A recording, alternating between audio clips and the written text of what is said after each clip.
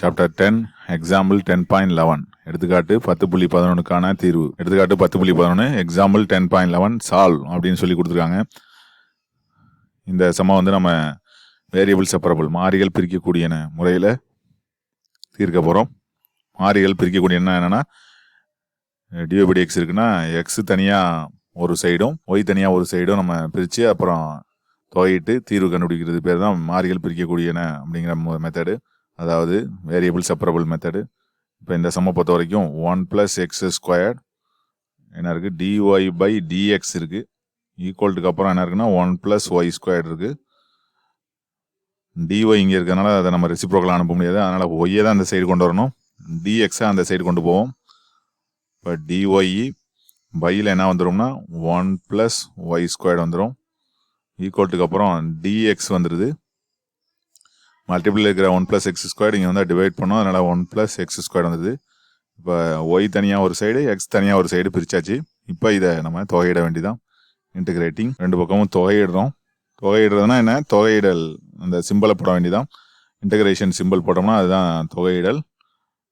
இப்போ ஏற்கனவே dy/1+y² அப்படிங்கிறது ஒரு தொகை காணக்கூடிய சார்பாக தான் இருக்குது.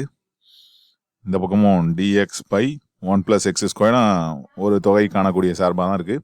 இன்டகிரேட் பண்ணக்கூடிய ஒரு ஃபங்க்ஷனாக தான் இருக்குது. என்ன இன்டகிரேஷன் அப்படிங்கிறது நமக்கு ஃபார்முலா தெரியும். Integral dx/1+x². 1/1+x² என்ன இன்டகிரேஷன்னா tan inverse ஆஃப் எக்ஸ் அப்படின்னு நமக்கு தெரியும். இதை தான் இங்கே யூஸ் பண்ண போகிறோம். இப்போ இதை இன்டகிரேஷன் பண்ணால் என்ன கிடைக்கும், tan inverse ஆஃப் ஒய் கிடைக்கும்.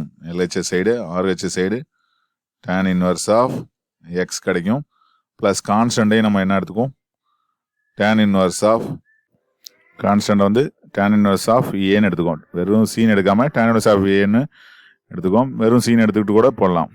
ஓகே, இப்போ நம்ம இந்த RHS சைடில் உள்ள tan inverse ஆஃப் எக்ஸை LHS சைடு கொண்டு வருவோம்.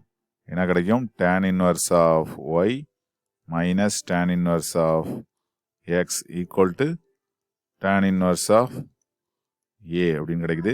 ரெண்டு tan inverse ஒரே tan inverse மாத்திர ஃபார்முலாவை பற்றி நம்ம 4th சாப்டரில் இன்வெர்ஸ் ட்ரிகனாமெட்ரிக்கல் ஃபங்க்ஷன் நேர்மாறு முக்கோணவியல் சார்புகளில் நம்ம பார்த்துருப்போம். அதை இங்கே யூஸ் பண்ணுவோம். என்ன ஃபார்முலா அது அப்படிங்கிறது நமக்கு தெரியும்.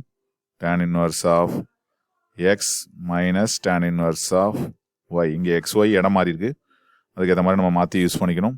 ஈக்குவல் டு ஒரே tan inverse மாத்திர ஃபார்முலா என்னென்னா நடுவில் மைனஸ் இருக்கா, அப்போ x minus y by divided பையில் ப்ளஸ் 1+xy அப்படிங்கிற ஃபார்முலாவை நம்ம இங்கே யூஸ் பண்ணுவோம். இந்த ஃபார்முலாவை இந்த இடத்துல நம்ம யூஸ் பண்ணும்போது இங்கே எக்ஸ் இருக்க இடத்துல ஒய் இருக்க இடத்துல எக்ஸ் மாற்றிக்கணும், அவ்வளோதான். இப்போ யூஸ் பண்ணோம்னா நமக்கு என்ன கிடைக்கும், ஒரே tan inverse of x minus y தான் ஆட்டோமேட்டிக்காக வரும். ஆனால் இங்கே ஒய் இருக்கிறதுனால y minus x divided by 1+yx அப்படின்னு கிடைக்குது. ஈக்குவல்ட்டுக்கு அப்புறம் அதே tan inverse ஆஃப் ஏ அப்படின்னே கிடைக்குது. இப்போ ரெண்டு பக்கம் tan inverse இருக்குது. ரெண்டு tan inverseயும் ஒன்று இந்த tan inverse அங்கே கொண்டு வந்து tan inverse எழுதினாலும் சரி, இல்லை ஏதோ ஒன்று ரெண்டு tan inverseம் கேன்சல் ஆகிடுது.